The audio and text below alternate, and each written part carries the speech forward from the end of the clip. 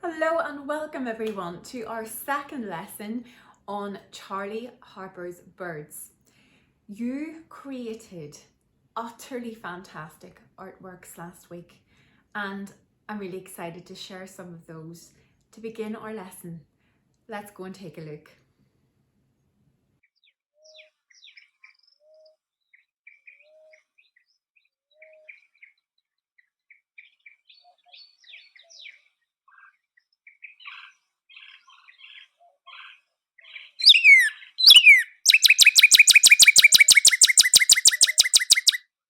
That was just a taster of the little bird that we are going to be exploring today, the red cardinal.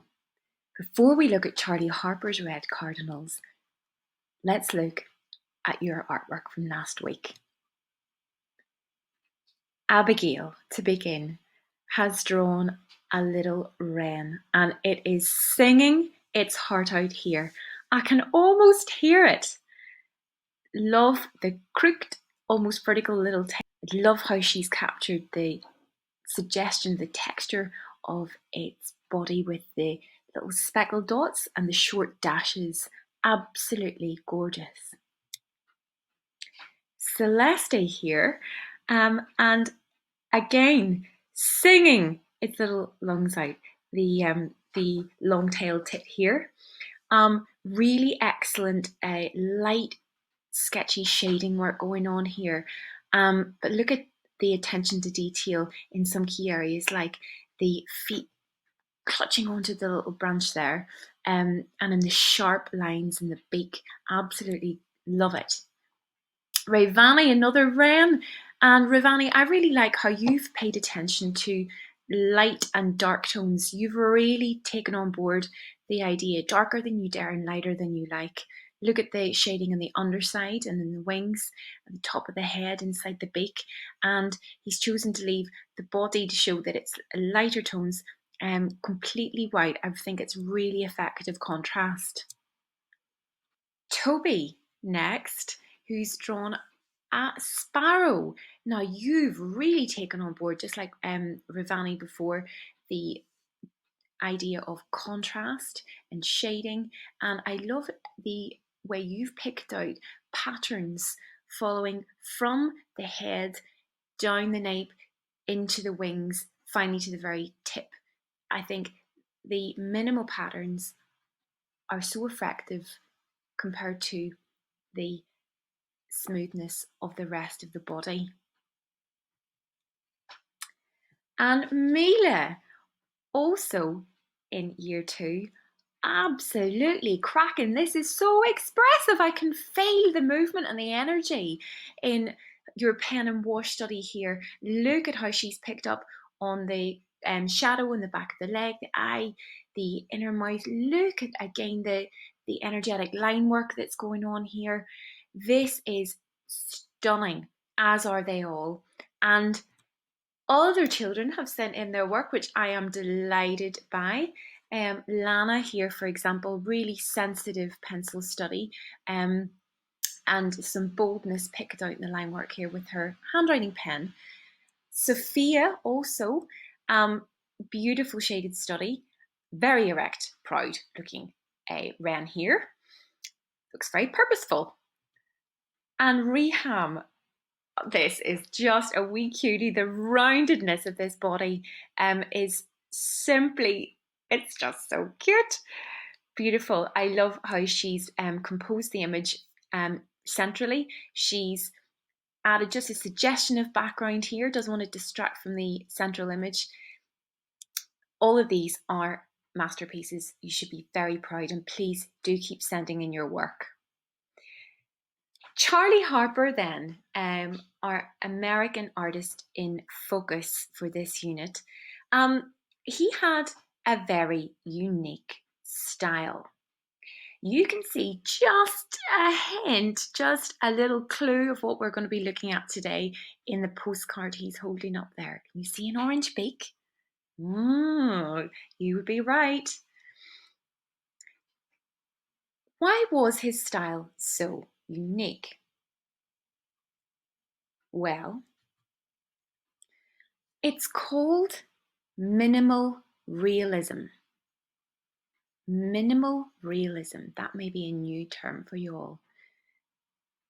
It is what happens when you simplify minimal detail, when you simplify the subject matter, what you're drawing, as much as you can, but people are still able to recognize what it is. So minimal realism is what happens when you simplify the subject matter as much as you can, but it is still recognizable.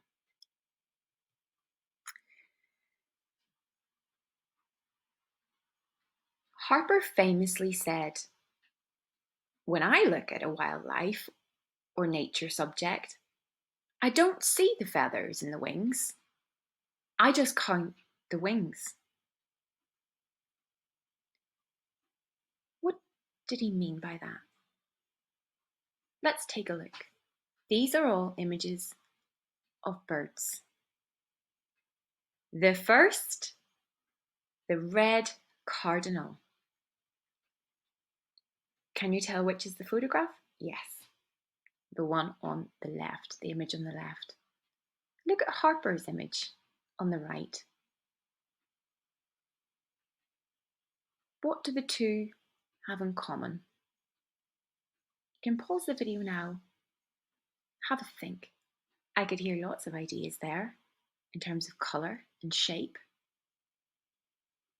Let's have a look at the next one, the flamingo. Harper's image on the right and a photograph of the real animal on the left. Again, what are the similarities? You can pause the video now and have a good look. Welcome back. Next, oh, someone's having a good old bath. What's going on here? Yeah, our little bullfinch is having a water bath, and there's a flurry of movement going on here in the wings. Look how Harper's showing that movement. And what ways is that similar to the photograph? And finally, oh, the snowy owl. Absolutely proud as punch there, standing erect in the snow. Now, Charley Harper's got two snowy owls in this image on the right. But he's also suggested the habitat, where they live, the climate. But very simply, in these uniform white snowflakes falling around the form of the two owls. Now, Charley Harper created his images using screen printing, a process called screen printing, which we will talk about in more detail as the weeks go on. But today's lesson is really about an exploration in shape and colour. I return to the red cardinal, our bird in focus this week. We heard its song at the beginning of this video, and you've already begun to think about similarities in Charley Harper's red cardinal with the real creature. There's the male on the right and the female on the left. What are the similarities and differences between the male and the female? You can pause the video and have a think. Welcome back. So both have long tails. Both have a pointed crest of feathers on the top of their heads. The males, however, are bright red, whereas the females are more of a browny grey, duller colour, a light brown to grey colour. And the males have a black mask, which is that black area on their face, with a little orange beak. Charley Harper's red cardinal also has a long tail, also has a pointed shape at the top of its head. It's certainly bright red and has that black mask and orange beak. So these are the commonalities, but what he doesn't do is go into fine detail and texture in the body. Fun fact, the red cardinal is named after the red robe worn by Roman Catholic cardinals. Can you see the similarities here? Back to our bird. I'm going to be showing you how to draw and colour the red cardinal today. And I hope you follow along. We'll also have a look at the end of the lesson at some backgrounds that you might add to your artwork. I'm going to leave that completely up to you today, up to your own interpretation. This is called Red and Fed. I wonder why. Look at the little objects around. Could they be seeds? I think so. Today you're going to need drawing paper and a pencil. You're also going to need red felt tip pen, orange felt tip pen, and a black. You can use a handwriting pen too for the final outline of your bird drawing. And a rubber. Now, I've positioned my drawing paper portrait because my bird is taller than it is wide. And I'm first going to trace the shape of my red cardinal with my finger so I get an idea of how big it's going to be. I want to fill this page.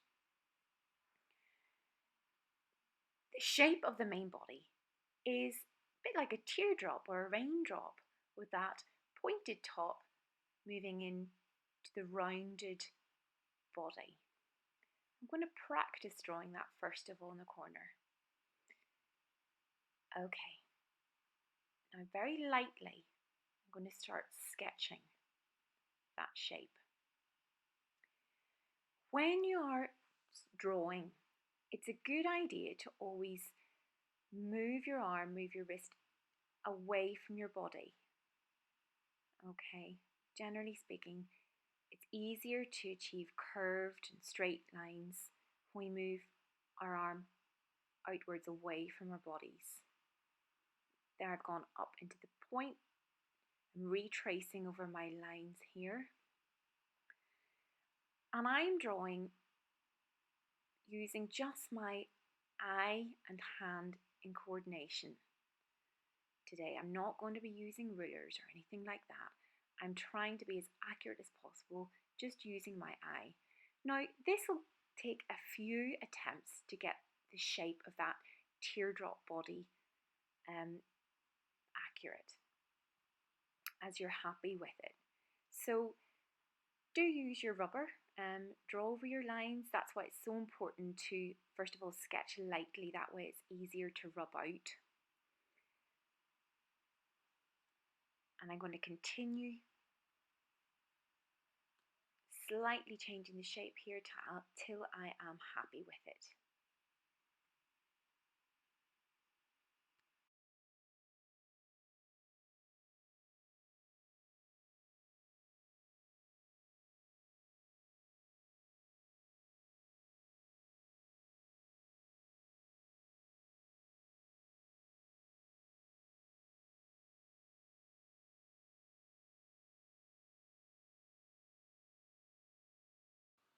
Okay, now that I'm happy more or less with the outline, I'm going to start with the little straight legs and the circle there for the joint, and see the way the legs there, that line carries straight vertically upwards into the wing.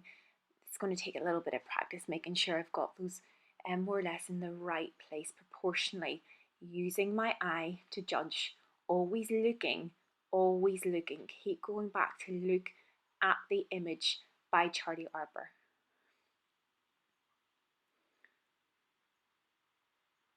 Nice and straight there.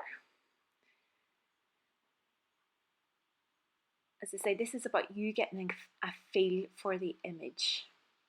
I'm going to move now. What shape is that? That facial area. Yeah, it's a U shape, isn't it?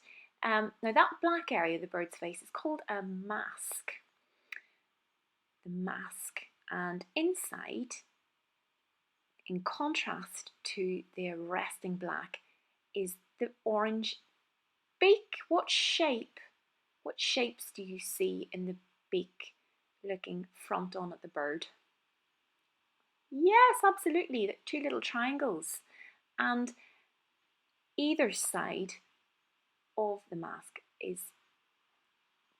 are the two little beady black eyes sketching in the beak. And then the tail feathers. Notice how the line of the legs carries forward into the wings. On the right hand side, that line carries straight vertically upwards into the tail feathers. Now I'm going to move on to colour the body. I'm using felt tips today. I've got two different shades of red. I've got one bright red and one slightly darker. Now I don't want to smudge over my drawing as I colour. So I'm going to start on the far left hand side, moving across to finish colouring on the right hand side. That way I'm not dragging my wrist and my hand over the picture as I go. This is going to require careful attention and control of your hand and wrist to ensure that you don't colour over into the next section. Follow your pencil lines first of all, using your dark red, and really thicken those inwards. And then once you've done that, start filling in the rest of the wing colour with long sweeping movements. I'm tending not to go backwards and forwards, but to move my hand forwards and upwards. That way I'm going to get a smoother block finish of colour. Charley Harper loved using bright colours, vibrant colours, and I hope you're going to enjoy doing this today. If you don't have felt tips, don't worry. You can use colouring in pencils. The same technique applies. Smooth forward motions, and see how my lines are following the curve of the body. Then when I get up into that little point, my strokes are slightly shorter. I have to be a bit more controlled here because I don't want to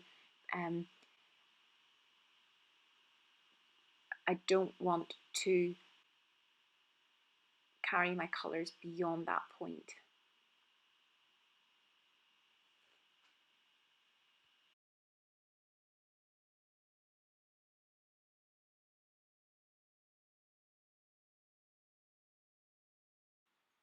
Okay, I'm pretty happy I've filled in.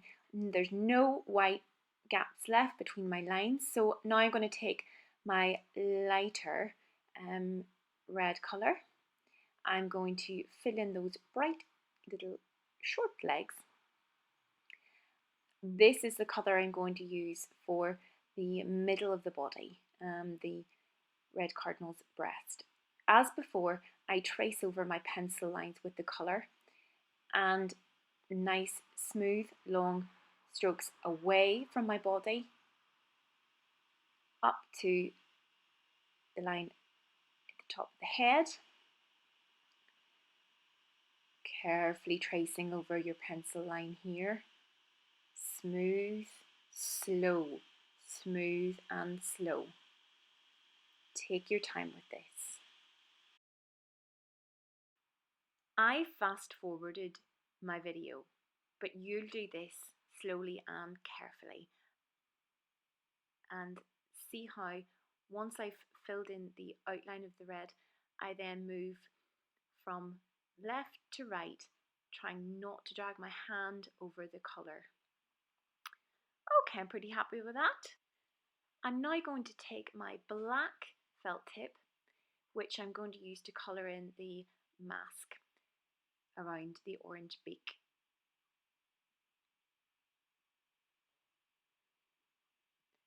And the eyes, don't forget about the eyes.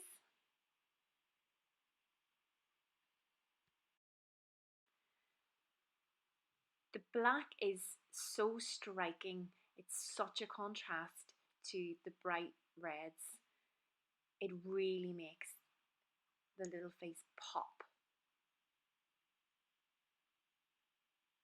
Okay, I'm going to go back to with my dark red and remembering not to drag my hand over the colours I've already created. Tracing over the outline of the tail feather shape, which is another triangle. So in addition to the teardrop, the water drop shape of the body, we've got triangles in the beak, we've got this U shape mask, and then a triangular tail feather shape, drawing away from my body.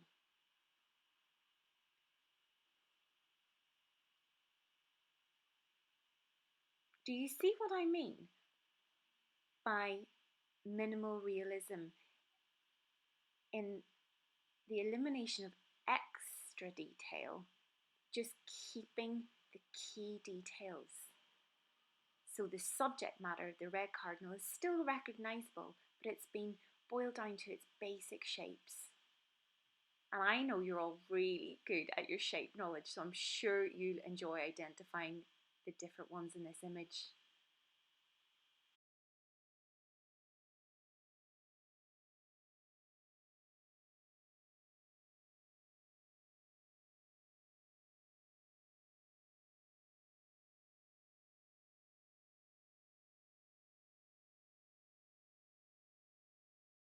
Remember, lines going in the same direction following the curve of the body.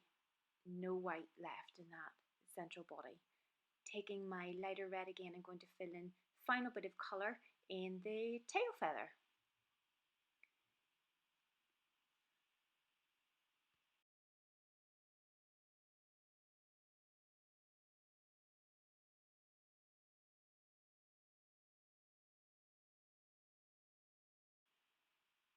Now that you've finished the colour work, you can choose either the thicker black felt tip pen or your fine nibbed handwriting pen. It's totally up to you. Going to be adding the line detail that you can see in the wings. Now, Charley Harper used these lines, he drew these lines in the wings to represent feathers. This is a real contrast to the detail of the drawings you created last week. It's interesting to explore this difference in style, isn't it? How we can simplify our subject matter to just basic shapes, lines, and bright, cheerful colours. I love Charley Harper's style. I hope you do too. Same number of lines in each wing.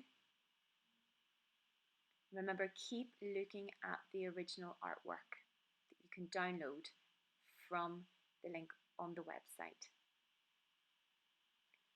Now I'm going to draw around the outline of my red cardinal's body, and that just sharpens the outline. It makes the bird really stand out on the page.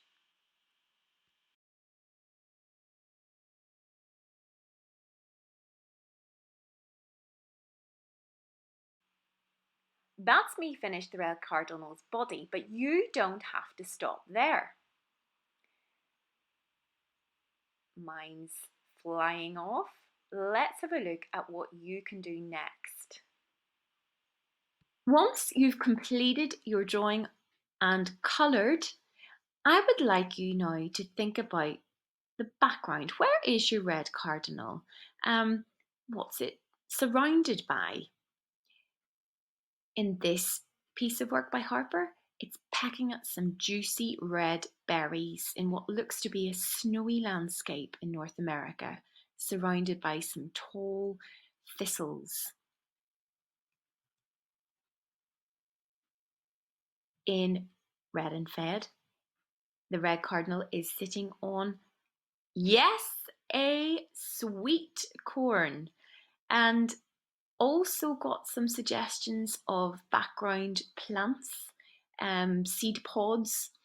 And I love how the sweet corn has been drawn here in minimal style, like the bird. Each little corn is a triangle, lovely, warm, yellowy orange. The seeds here are mingling with the bird's footprints. Fine line drawings. Can you pick those out? I'm going to leave it completely up to you as to how you fill your background. I would like you to have a look at the images in the PDF attached to this lesson. You can use that for inspiration or go off piece, do something that you would like to do. I'm going to leave it completely up to you. Thank you for watching, and I cannot wait to see what you send in.